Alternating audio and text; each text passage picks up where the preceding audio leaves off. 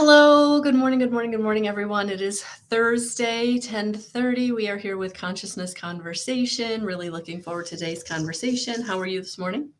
Good morning. I am well. It's 10:30, and it's a slow morning, which is never bad. Sometimes we need those slow mornings to just get going and get how we want it to be. It's funny. So we had very opposite mornings. So I got up very early this morning. I've gotten my groceries already. The baby's down for a nap already. Like it's See, you've been productive. Look at that. very, yeah, yeah. I I'm got actually the same. looking forward to after this, like being able to like just kind of whew for a minute. Ah, yes. Just see. There you go. We won't make this too strenuous or crazy for you. How about we make it nice and easy? It's got to be nice and easy. Always. It always is. It always is. So, welcome everyone, whether you're watching live or on the replay. We absolutely appreciate each and every one of you. So, good morning, Darlene. Good morning, everyone. The topics kind of come to us and we kind of discuss them. And I didn't know why I was brought this topic this week surrounding grief and what we needed with it and what has come to me. And sometimes we get signs, sometimes we get symbols, sometimes we're brought to different people, videos, podcasts, books, different things kind of come into our awareness. And I feel in my own experience that happens. I get what I need when I need it. And so one of the things that was brought to me this week was the idea of anger and how there's a lot of anger right now. And anger is one of the stages of grief. And how, if we're not careful, anger can get trapped in our physical body, and emotions create physical reactions. And when you're holding on to something, and especially an intense emotion like anger for a long, long time, some of it's generational, some of it's past life, but for the majority of us, it's, anger that we have been accumulating over years. Some anger we came into existence when we were very early. So a lot of different reasons for anger to kind of come into our awareness. But the big thing is if we're not doing something with it, if we're not working through it, it's going to manifest physically. And that's always going to be not a good situation. So I think with Pluto today, I believe, goes into Aquarius and is going to be really ramping up energies for the next couple of decades. It's going to create a lot of change for many people that may not feel comfortable and could move you out of situations that do create grief. One of the really crazy things for me, Thomas, was when I was leaving a 10-year job. Been in my job for 10 years. Didn't really, when I started it, didn't know it would be a decade-long job. I moved up through the company. I had lots of different roles, but I was really comfortable in that company and with all of the perks. And when I was leaving it to go into getting a degree, what really was crazy to me was how sad and scared and grief stricken I became. And so I think that grief can be one of those things that you assign to like the death of a person or, a crossed over loved one. But sometimes we don't understand that grief can be created in our lives by situations, not just people. And if you're not careful, you hold on to the situation, the grief, and the anger of it, especially if you don't move through the stages of grief, if you get stuck in the anger stage. And I feel like in these energies that we're coming into in the next couple of decades, like there could be a lot of opportunities for people to get kind of stuck in that place of anger because they've been moved out of a situation unexpectedly, or they've been moved out of a situation where they didn't want to be, but they didn't have a choice. And so I thought this was kind of an important topic for us to kind of touch base on so that people can really start to become aware of this, especially as they start to feel these changes that are going to be coming in their own lives in whatever way that looks. And that that right there, whatever way it looks, people think of the word. So the last one of the jobs I had recently was at a school. We had actually had a program for grief and loss. And what people need to understand is whenever they heard the word grief, they just thought death. It's not. We there's so many things as we change in our lives that are grief, that causes loss, that causes change. Change itself is that. And so anytime we go through a change, we're ultimately letting go of that which was before. And we struggle with that. I mean, you mentioned this a little earlier, and so might as well just share what the research says about just the stages of grief. That in denial, you can't believe it first. The change has happened, the loss has happened. You're in denial. Oh my goodness, can't happen. And then people typically get angry. You said right there. Second, they get angry. I'm so angry that the person's gone, or I lost this, or I didn't have this anymore. And it could be anything. And it doesn't have to be the thing that people. Once again, we go back to, I lost someone, or I lost something. Sometimes it's just the potential of something too. There was a potential, an opportunity that was in front of you that all of a sudden I can't believe it's gone. What happened? And they get mad. And then this is the most common thing. This is the toughest thing for people to get past. The bargaining stage. Mm-hmm. Well, I'll change if they come back, or maybe they will come back, and you have that hope. I'm gonna just go back and revert back to the way it was. It's gonna come back to the way it was. You can't let that go. You go from the denial, I can't believe it's happening, to I'm so mad it's happening, to all right, I'll convince it, or whatever it is, I'll make it come back to the way it was. And then you get that depression of, oh my goodness, it's not happening. Now what with my life? What's going on? And you have to go through that. You can't just go, all right, it happened, now moving forward. Yes, we can talk about it. We can do all these stages really fast. You don't have to be mad. You can accept. But you will typically go through most of these until you get to the point where, I can go on with my life and deal with whatever change has happened and be good with it. Yeah, and many people that I work with don't recognize, especially doing the medium readings where I am tuning into people's crossed over loved ones. And typically they are stuck in a stage when they're wanting to contact a loved one because they don't have an answer, that they have a question they don't have an answer to. One of the important part is, getting stuck in the anger is so important not to do that. In the energy healing work that I do, the anger is a big blockage. It's a big blockage. It keeps you from moving forward into your life. It keeps you moving forward into the important piece. And the important piece for me is what I try to help people do is, if you can get through the stages and you can get to the acceptance, right? That's when you can get into the memories and the communication and the connection with your crossed over loved one that gets you back into the feeling of the love that was shared, the love that was between the two of you, the positive emotion in that relationship, whether it's family, friend, lover.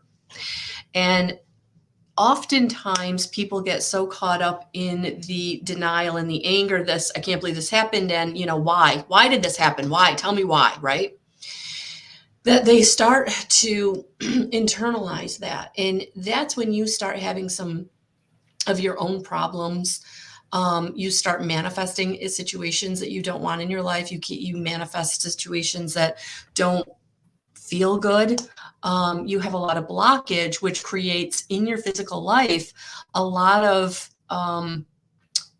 crazy things, like the technology around you doesn't work, or all of a sudden all your appliances are flipping out on you, or you lose that job, or people don't want to be around you because your energy that you're putting out is so negative that all you're drawing to you is negative situations. And when you do this for years and years and years, you end up physically impairing yourself. So giving yourself physical ailments, disease, right? Dis-ease. You're not in ease. So now you're creating this dis-ease, and it can look like very scary ailments, big physical ailments that you have to overcome, heal. And so I think that as we move forward in the next couple of years, decades, it's going to be really important to really look at, how am I feeling about things? Am I holding on to the anger that a situation or a relationship created? Am I in grief? Am I stuck in a grief situation because I do feel the injustice of this, failure or this loss? And sometimes we don't recognize that we even have grief around failure, where we tried something and it didn't work, right? And so we put all our eggs in a basket and that basket didn't bear fruit. So there can also be that grieving process in that kind of a situation. So I feel like it's about stepping back and getting quiet and saying, okay, where am I holding on to anger? Why am I angry? Or what is triggering my anger?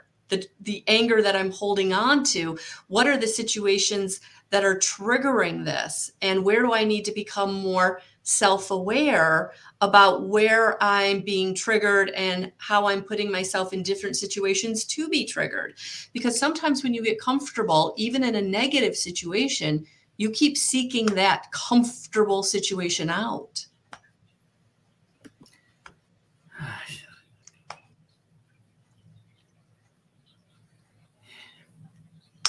First, take a step backwards.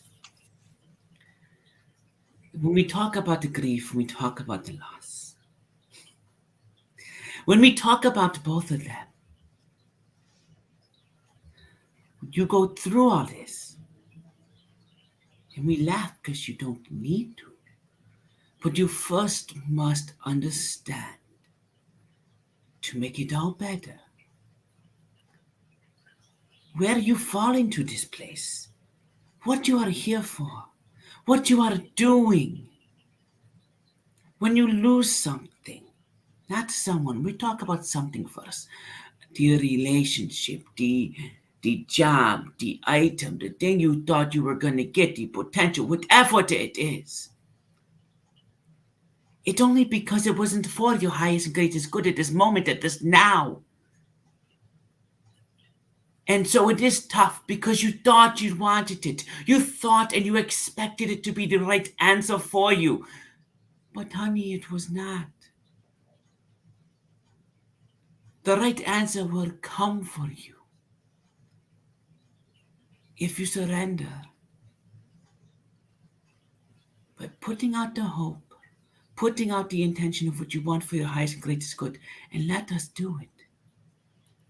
Live your life in the now and in the love and in the peace, and you will bring forth that which you really want. But we are so hung up on we have to have it this certain way. It must be as I want it to be. But it would not be that way because it's not built that way. That is only from the ego standpoint. That is from your shadow self saying it's got to be this way because that is what everyone says it has to be. That is because what society said in the past. That is because how we are controlled by fear and it's got to be that way. That is truly the first step, to understand that it is love all around you and that everything is happening for you for the right reason. And yes, not why is it happening, but what do I need to know from this? Yes, go through those stages, do all that, but understand always, no matter how it seems like it is for your highest good, and you have to go through it. But we really want to talk about the other side right now. Brian said this. We're going to repeat it in a very similar way.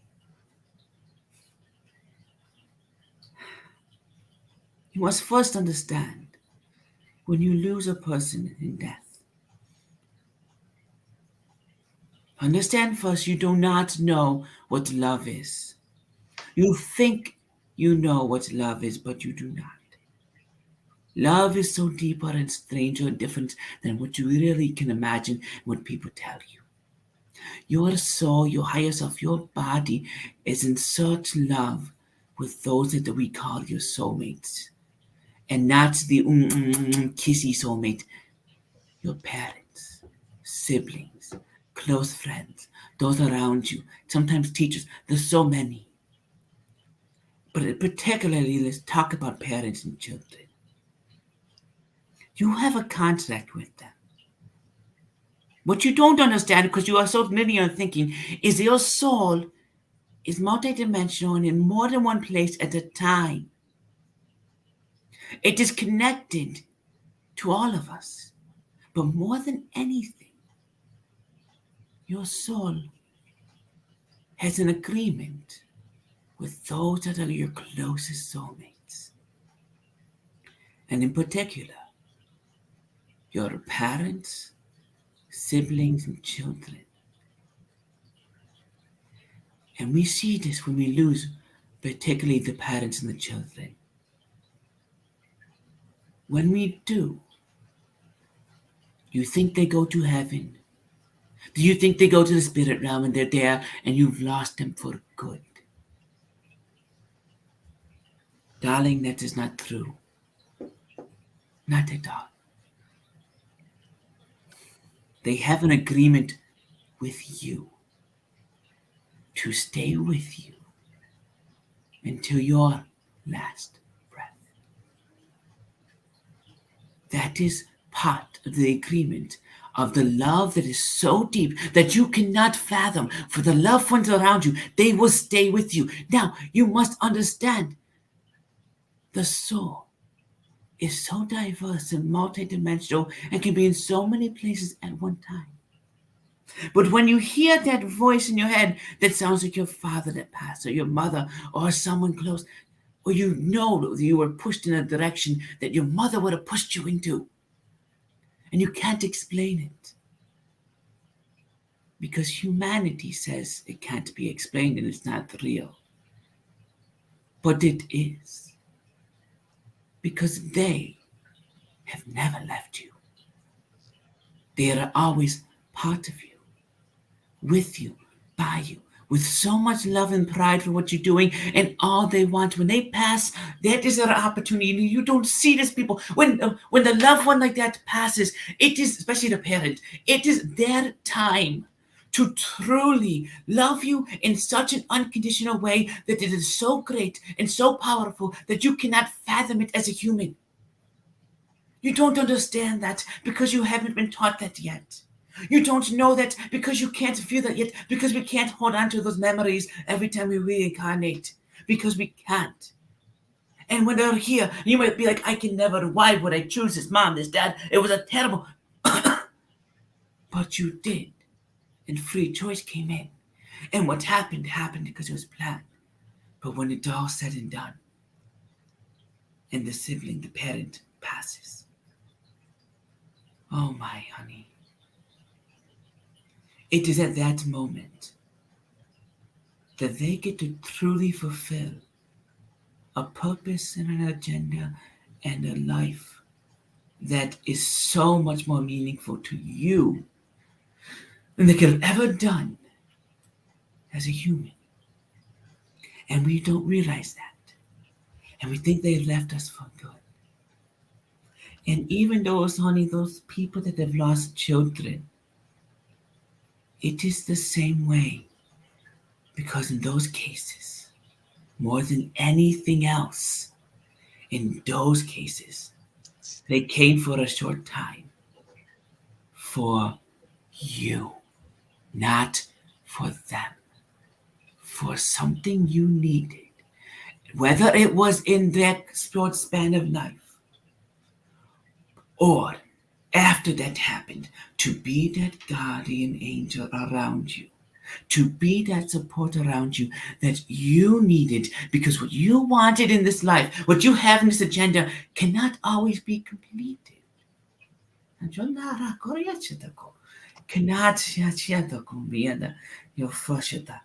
cannot always be completed by yourself. And you need, and you asked, and you will get that push, that guidance at the right time, though you will never, ever think it was the right time until you look back in your life at everything that happened and the loss and the grief you felt. And you look back with a smile while you're ready to go past yourself. And you will realize, oh my goodness, All this happened. And as you are in the deathbed yourself, and they start coming to you, you start manifesting and seeing them because they are now there, you will know. You will know what that love truly is and was. Because it was so much more than you can ever imagine at the moment that they left you in the physical. So Jacqueline has a question. When we step into change, is it to be a leap of faith, or can we ask our spirit guides to connect the dots to make the process easier? I'm sorry, what was that again? I did not hear that whatsoever. That's okay. So Jacqueline's asking, when we step into change, is it to be a leap of faith, or can we ask our spirit guides to connect the dots to make the process easier? No, no siya daw quieto.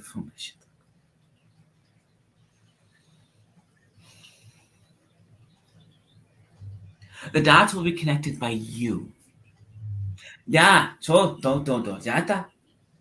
The dots are always got to be connected by you, and not even someone else. Someone else can be preaching to you and telling you and staring you in the face and saying, "Honey, wake up! You've been saying this, and this is happening, but you cannot see it because you cannot connect it without yourself doing it. You must connect it yourself." However, you say with ease and grace, "Tell me what I need to know. Show me where I need to go. I surrender this path to you." And when you do that, when you say, "Tell me what I need to know, show me where I need to go," and you let that happen, the dots won't be connected, but the path to the dot will open up. And as you cross that dot, you make the line and you go to the next one, you look back and you reflect. And you're like, "Oh shit, I get it. I see it." It's like he had an incident, actually, when he was with Sheila about September, something summerish. And there was a girl that came up to them and was telling a story about something that really weird had happened in her life. And she couldn't explain it, but she forgot it. Well, she was telling things about what she wanted to do with spirituality, and then Miss Sheila and the other person was talking. And then we stepped in. And we told her. We told her this. Told her, "Honey, you have many signs like this. In fact, every human gets signs like that. In her case, it was a cord or something that fell off a desk. And she couldn't find it anywhere. And somehow it landed underneath the garbage can. There was no way for it to happen that way. But there it was. And she had felt the presence around her at the same time. But then she let it go. But around you, there are so many times where things that are unexplained happen. You hear, you feel this voice. You feel like, especially for parents, you feel like your mom or dad said something to you. Thought you should do something. Did something weird. Moved a piece of paper. You're like, "What is this? Why is this now next to my picture of my mom? Or why is this here?" And you think, "Why?" And you scuff it off. But it is when you get to the next dot. In this case, it's happened to her that day. She got to another dot, and we told her, "Connect the dots. Do you not see that? Now give me that example. Now that example." You put all that together, and bing, bing, bing, you've got the line. You've got the logic. You know there's more. So now you get to decide, how are you going to move forward once you know the truth and the logic? Because you've seen it all together, and you now can say, "Ah." And once again, tell me what I need to know from this. And go forward from there, trusting yourself. And that is really how you build it. You build that intuition. You build that trust. You build that hope. You build it more and more when you start connecting the dots yourself. No, that's beautiful. And I think that is so clear and such a great way of explaining what a lot of people are experiencing a lot of the time and Mhm. discounting it because they're not joining the dots up like this happened, this happened, this happened. And if we string them together, oh, there's my message, or oh, there's my alignment, or oh, there's the way in which I need to go. Yes. And Sheila, welcome. I see you're on too. Lorraine, I see you. I see you, Cheryl also. They're on my Facebook page, so you don't see them on our little chat because apparently when you stream on one, you can't stream. All the comments don't come everywhere. Right. I'm No, going no to worries. I'll add this to the YouTube when we get to there. But Sheila did part of this is I've seen happen. Sheila did a talk on grief last week. Oh, no kidding. So What? she did That's awesome. a 13-minute talking channel on grief, which is really nice. I actually sent it to someone the other day who lost her parent, and it's nice to put that there. And I listened to crying yesterday, and it all just when you put it all together.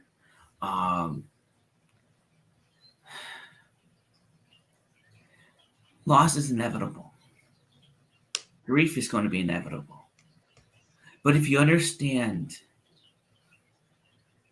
the basic principles, which we've not been taught, which we have not been guided throughout our whole lives, but if you can grasp those, loss becomes easier. Grief becomes easier because you know when they leave. And it's funny because I can say this. I say this now, and as when I channel it, I'm conscious, and so I get a lot of aha moments too when I channel. And even it's like, wait a minute, this person died, and all of a sudden I saw this happen. I remember when one of my close great aunts passed away. I mean, that to me is out, and it's weird. When one of my great aunts passed away, it became a cat. I always thought about that moment, and it's weird to think of it now, but I always thought about that as that moment being the moment when my life changed completely. And I don't know why. I can't explain why. Why is it I always went back to that time. When that happened, it was like the push to push me in a whole new direction. She didn't do it. There was no earthly human reason for me to think that. But I would constantly go back to that moment. And that right after that moment is when everything happened. Like literally days, weeks after that moment is when the dominoes really started falling to get me to where I am right now. And so that didn't even come to me in this stage until I was channeling there. And that's why I kind of went into light language in the middle of it and did my hand. Oh my gosh, I was like, they're channeling one thing. This is coming in here. I'm like, I hear it. So let me explain that. This goes back to what I talked about. Okay. What was I doing? All right. Think about this. So I thought, I was channeling. 1. 2, I was conscious. 3, I was having a side conversation with my higher self and having this aha moment while at the same point I'm channeling. All right. So what does that tell you? What does that show you? What I was saying in the very beginning, what came out on the channel, our souls are multidimensional and in so many places at one time. And when we can understand and fully understand that we are not just this physical being with a linear, one track, one size thought, but we can multidimensionally task, having multiple different conversations at the same time. Why can't our soul be, and when it's in full spirit form, when we have left the physical realm here, why in the world can our soul be in multiple places at once, having multiple different conversations, setting up multiple different things, and watching over us until we take our last breath and join them in that path? And when we restart, we still have those family members with us for centuries, because the soul is always part of us. It is part of us, it is part of us within us, and so it is always there. And you will recognize, here's the thing, I'm like channeling wide open now, completely different. You will recognize that which you know. And so if your great uncle or grandparent who passed many ancient centuries ago, you won't necessarily recognize their push, their sign. They're not going to be as obvious to you.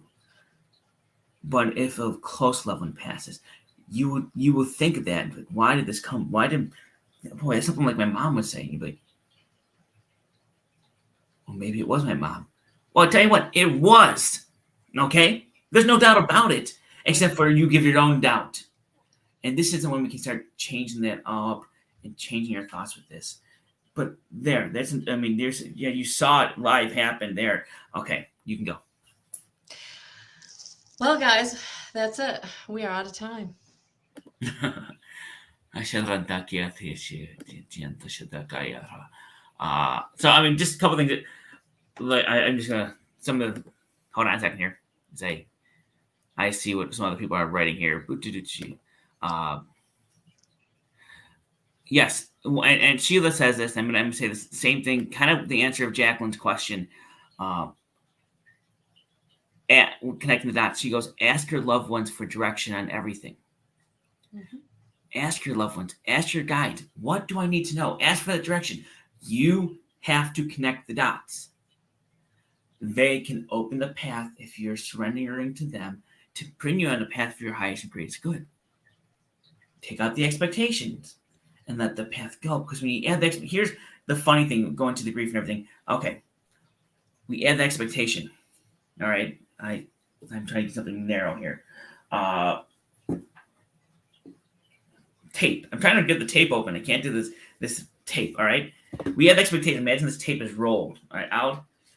We add our expectation, but this is the path we ask for. So we say, take me on the path I want to go. I'll use this piece of paper. Take me on the path we need to go. So the path is here, it's in front of us. If we start adding expectations, now we're over here. This is the path we asked for. The expectation could be here, could be here, could be here, could be on this path, but towards the edge of it. But you'll be missing out with what you asked for because you put an expectation. No, and I think that's where the anger comes in. I think that's where a lot of people get stuck in anger because they're wanting it to be this way, but it's over here coming in this way. And that's where we do need to start allowing. I was actually working with someone last night and she's like, I tried to get into meditation. I try. I'm like, there it is. You're trying, right?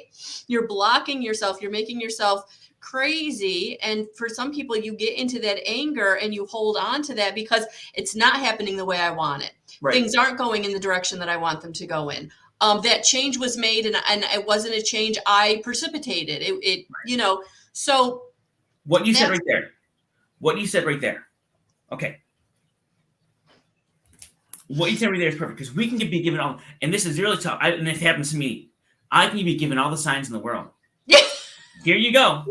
This is what you're looking for. It's right in front of you. But especially when it comes to other people, you can't control them. And even though it's like and literally, they were saying to me, we're pushing you towards this person. We're pushing you here. We're pushing you in this direction. This is what you wanted. This is where the path is opening for you. However, might be 100% mindful. You need to learn this. You need to understand this even more so. The next thing was, I need to understand that lesson too. We can open the path. We can intersect paths with other people. It's happened many times. Mm-hmm. But it doesn't mean they're going to take the path. Nope. Because they themselves could. The path is open for them, and their path is connecting with yours, and it's merging. But at the same point, at any point, that expectation can come in. Mm-hmm. A fear can come in. A challenge can come in. Mm-hmm. Something else might be choice for them. And now they can change the path, and their guides are going to change it to what they want.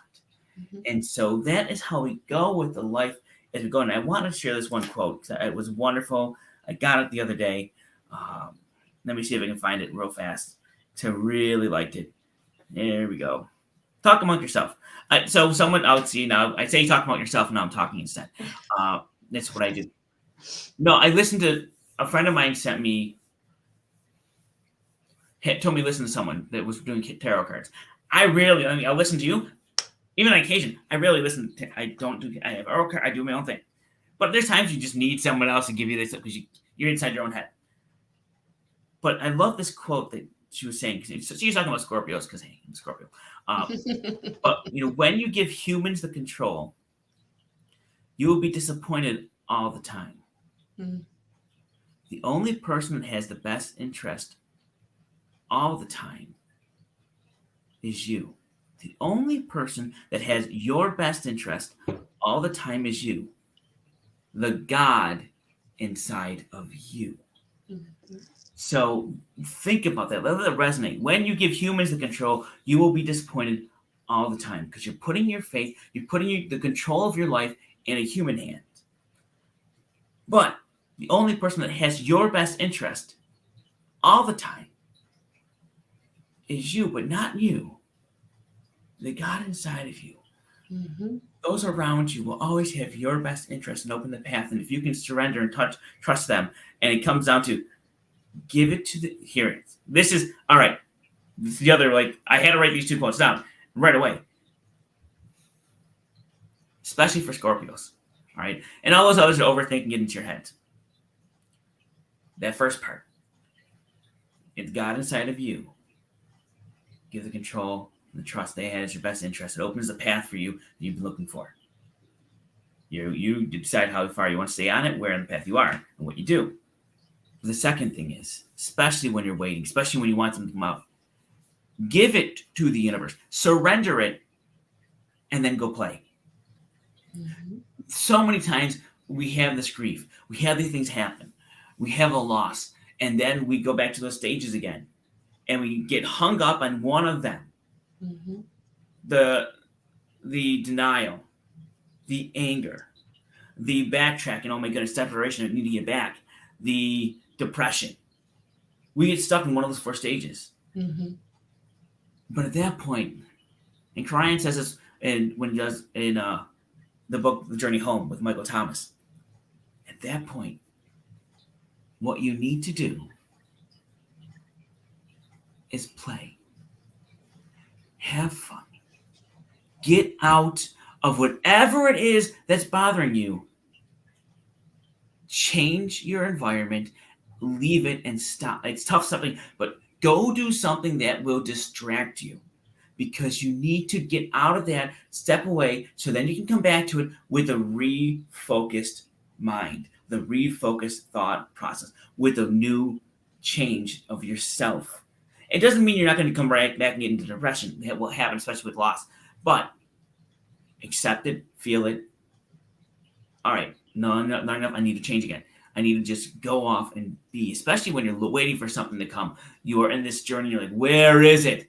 Okay. Right. And I think that's Darlene's making that point here. They want it to happen too fast. And that's one of the things that I try to help people understand. Like if you're in any kind of urgency, if you're feeling like it's got to happen yesterday or right now, like that's fear energy and you're actually blocking yourself. Getting into the allowing and letting it show up, letting it happen in the way that's going to be organic is always going to be the better way. It's always going to be the more sustainable way. If something's coming in on the heels of urgency, chances are you're going to have to revisit that. It's not going to be sustainable. Yeah. Absolutely. All right. It is already like 47 minutes and we went way past what we were supposed to do because apparently we can do that when we get at 10:30 or and we did an hour of the one day. So we can do that too. Surrender, play, and have fun. Surrender, play, and have fun. Yes, that's a great message. It is so true. It's not, it sucks because we want it to be on our time. Oh, absolutely. And once again, if it goes too fast, I use that ladder principle. The image you see the person climbing up the ladder one rung at a time, and the other one, like me before, trying to go these big giant leaps at one time. You get tired and you need that step, but you don't have anything to fall back onto. So you need to have, it's like those little clues, those little things. Like even when I get doubt playing time, I'm like, what am I doing? Am I really?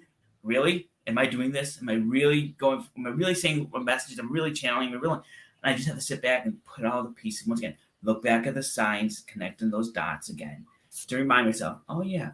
All right, that's No, I think that's a really great point. I think that's a really great point. Um, Thanks, Jacqueline. She says, I don't mind when you stay longer. All right, guys. So one of the big points that I did want to bring through, I'm going to do real quickly here at the end is Dolores Cannon talked about anger and holding anger in and the disease that it caused. And for many people that suffer with cancer, it is that repressed, stored anger that's being held in the physical level. So if you're someone, and again, I'm not a medical professional and I'm not advocating anything, but it is something to look at, that this anger that you're holding on to can really negatively impact you on a very, very real 3D physical level. So really working on where you're having anger and working on yourself physically, emotionally, mentally, spiritually, energetically, complementing all the different health pursuits, very, very important as you move forward. But I just feel like in these next couple of decades where a lot of change can be happening and sometimes very quickly, it's going to be very important for us to have some tools in our toolbox to help us move through these very, very powerful emotions so that they don't get stuck. And so I'm just going to leave it there and wish you all the best. And we will be back next week with another topic. So have a beautiful rest of your week. Thank you for being here this morning. I know it was a little early for you. And I'll talk to you soon. Bye, guys. Have a wonderful day.